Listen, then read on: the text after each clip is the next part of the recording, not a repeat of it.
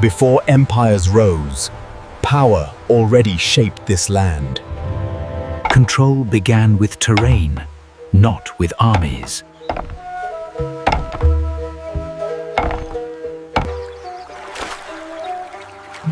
Settlements formed where defense met survival. Leadership grew from protection, not conquest.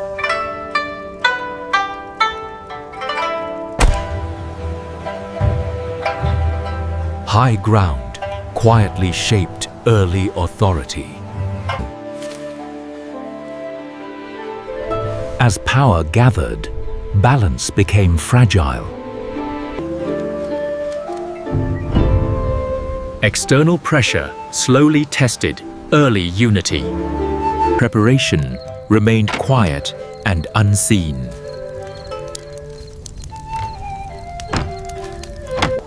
Conflict rarely arrives without warning.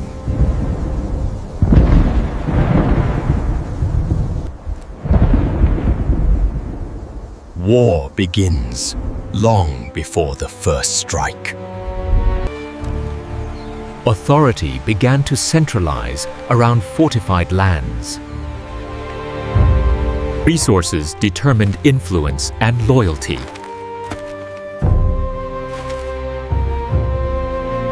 Control required more than tradition.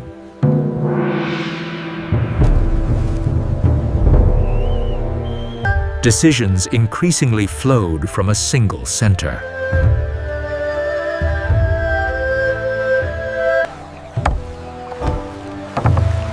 Unity strengthened some, unsettled others. Borders became lines of concern. Defense quietly expanded before conflict appeared.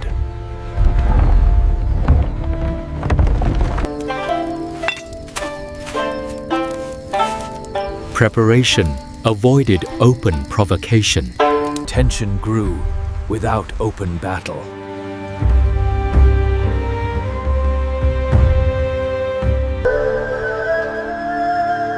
Silence often precedes upheaval. Power demanded consolidation.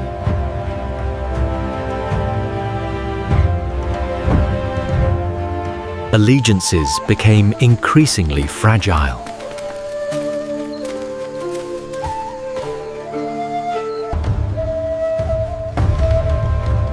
Riders approaching. Give the signal now. Daily life continued under rising pressure. Conflict approached without announcement.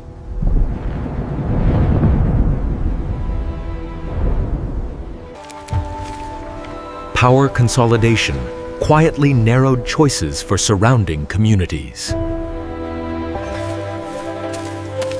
Smaller groups felt pressure without open confrontation.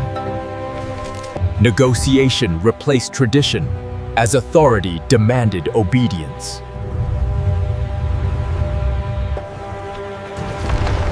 Compromise became harder as influence spread unevenly. Early warnings traveled faster than decisions. Defensive measures expanded before conflict officially emerged. Daily labor now served preparation as much as survival. Patience has hardened into resolve. The authority of Au Lac demands obedience from all communities. Silence hid fractures, forming beneath apparent unity.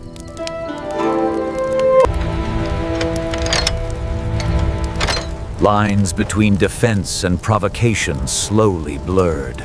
Movement of people revealed shifting loyalties.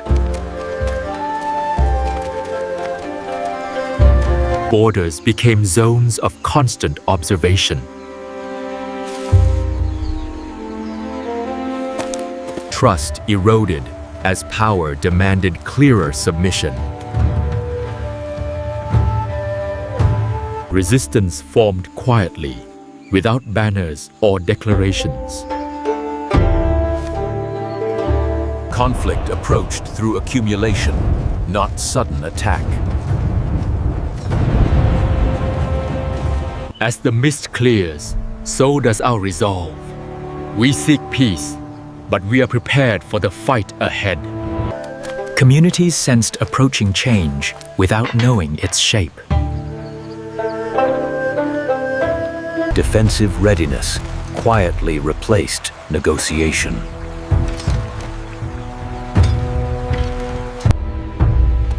The cost of unity began to reveal itself. War no longer felt distant or abstract. Decisions narrowed as alternatives disappeared. Preparation shifted from precaution to necessity.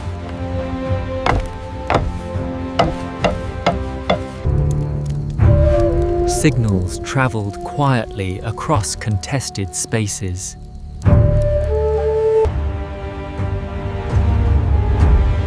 Tension reached a point without return. War was no longer a possibility, but an outcome.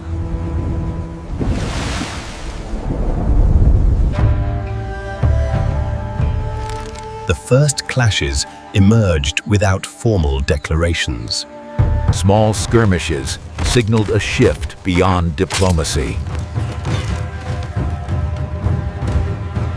Violence spread unevenly across contested regions. Authority responded with organized resistance. Communities were forced to choose alignment quickly.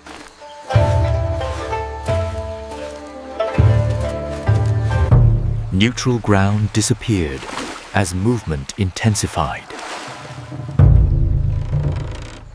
Defensive structures became permanent features.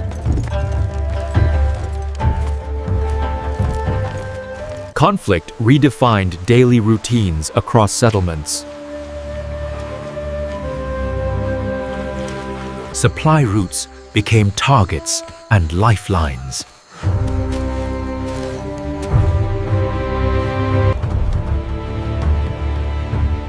Control of terrain dictated early outcomes.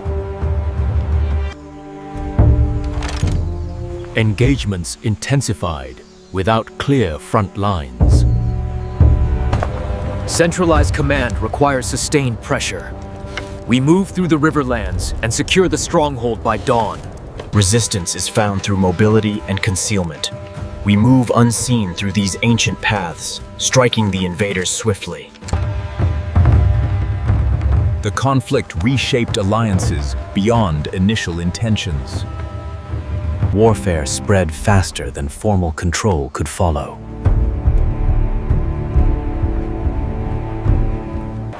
Fortifications multiplied as uncertainty deepened.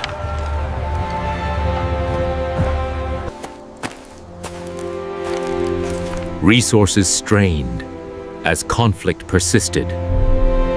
Authority sought decisive advantage through concentration. Opposing groups avoided direct confrontation when possible.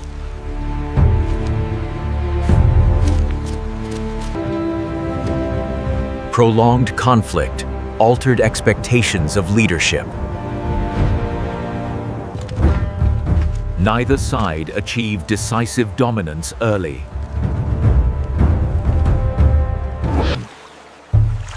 Warfare became normalized within daily life.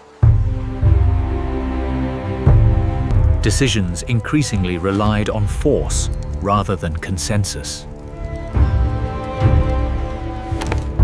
The conflict reached a critical phase. Resolution now depended on decisive leadership. Forces consolidated as prolonged conflict demanded clearer command. Leadership faced limits as resistance adapted strategically.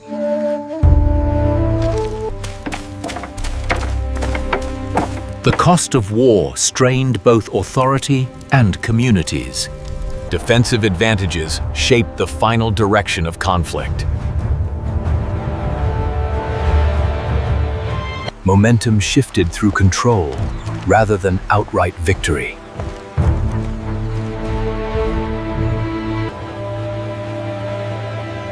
Prolonged warfare reduced options for peaceful resolution.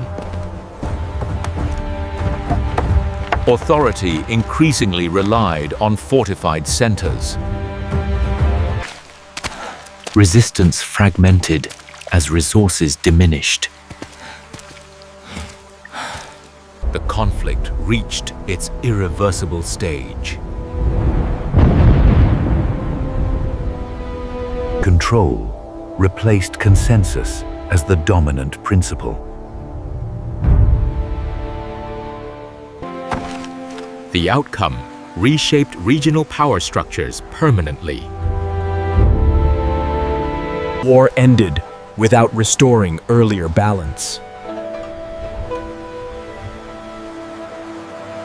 Stability emerged, shaped by force rather than agreement.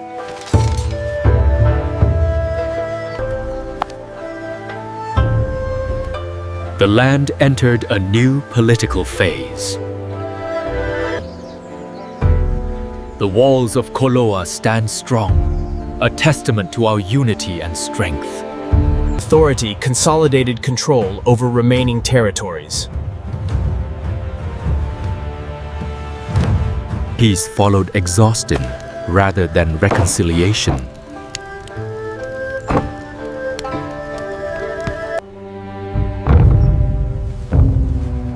The legacy of war defined future governance. Power endured, but unity remained fragile. The conflict's end marked a beginning, not closure.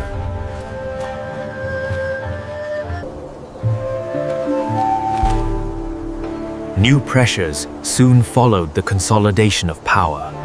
External forces observed developments closely. The next conflict would not remain internal.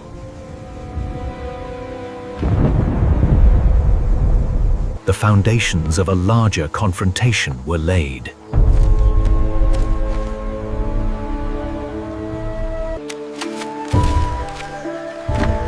Au Lac entered history through conflict and consolidation.